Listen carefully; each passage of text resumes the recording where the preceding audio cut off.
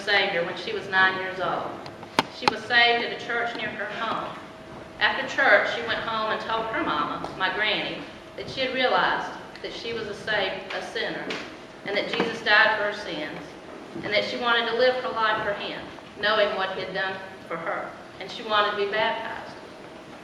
Now, my granny reminds me a little bit of Granny from the Beverly Hillbillies. You'd see her on the tractor in the afternoon, and then at dinner time, she'd go kill a chicken and fry them up. And she made the best butter beans and pumpkin pies. Mama's butter beans are pretty close. But I always think of Granny when I eat butter beans, even when I'm eating hers. So when Mama told Granny that she wanted to be baptized, Granny was not supportive of her decision. She told her that she probably didn't understand what it meant, and that she would have to change, and it would probably be best if she didn't get baptized. So Mama didn't get baptized when she was 9, and that could have been the end of the story, but it's not.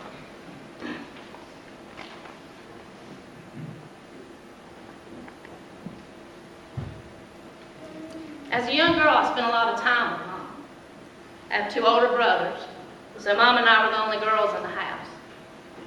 She was a person who had the most influence on my life. And children form their ideas about truth and morals when they're very young. So I'm thankful that Mama did understand what it meant to ask Jesus to be her Savior, and that she was a for real Christian, and that salvation did make a change in her life, whether she was baptized or not. You see, the change should be evident. Salvation should make a change in your life. And as my mother, the change in her life, before I was even born, impacted my life in a profound way. But what if she had not made that decision to follow Christ anyway, even when she was discouraged by the person who probably had the most influence in her life? What kind of person would she be? What kind of person would I be? Would I be saved? Would I have chosen a Christian man?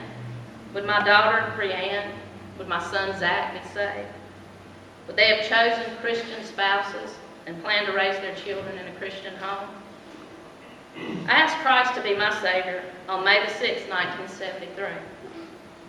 Mama and I were both baptized on the next Sunday, May the 13th, 1973, at Ives Memorial Baptist Church by Reverend Gene Tootin. I was 9 years old, and Mama was, well, you get the idea. As a child, I always thought it was pretty neat that Mama and I were baptized on the same day. But as an adult, I realized what a blessing it was that Christ changed Mama's life when she accepted him as her Savior, and how her decisions and influence impacted my life and the lives of my children. So on this day when we're talking about a beautiful purpose, being a godly woman can have an impact not only on those closest to you, but on those to come. So does anybody else have a time of testimony they'd like to share?